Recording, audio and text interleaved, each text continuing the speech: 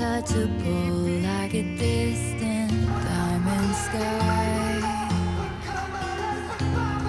Ang sipag-sipag ng aming director I'm today. reaching out and I just can't tell you why.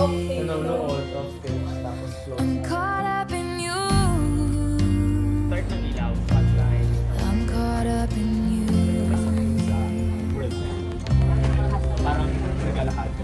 Untouchable, burning brighter than the sun.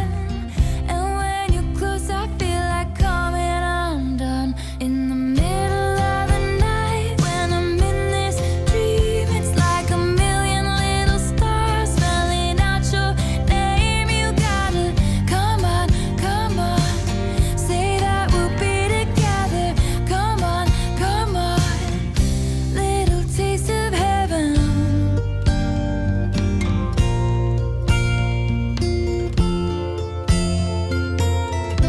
Kaya rin naka-small caps lahat ng names. Yes. Kasi nga, it's for like a smaller... Yeah. So, sabi kasi di ba pag parang you have to be proud, parang kailangan malaki. All caps. Yeah. So sabi ko, hindi ko kaya yon. I want it na lahat small so that na parang mas low-key lang din talaga yung me. Hindi talaga ako main character. Side lang ako, maliit lang ako na makita sa gilid. Parang gano'n. Saying that you'd be here anyway. It's so untouchable, burning brighter than the sun.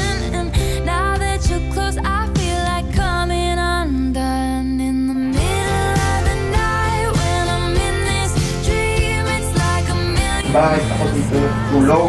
Siyempre, may ikat na yung parents ko. Kaya pag may kailangan sila, hindi mautosan sila. Pagkape. That we'll be together. Come on. I'm for the better to my last name. Hindi ako makapaniwala na may parang nag-exist na sa kamay. Ay, kung inaalala yung sinasabi ni Justin na meron siya sinabi sa letter na always try to find the beauty or the good side people. I have one advice for you guys. I hope when you grow up, you always look to the good side. Okay? Always try to appreciate every good thing that is happening in this world. Alright? Okay. I'm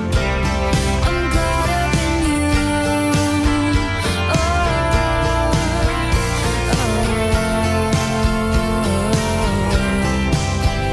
in you. I always forgive and forget. Hindi mo nung magtaas ng boses sa amin. I mean, yung sumigaw na parang eh kasi kung hindi naman kailangan.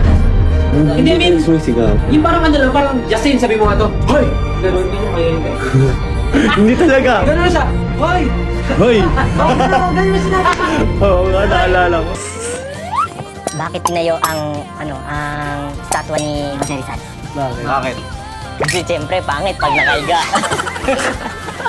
in this dream. Sino ang pinakamayaman? Justin. Sino?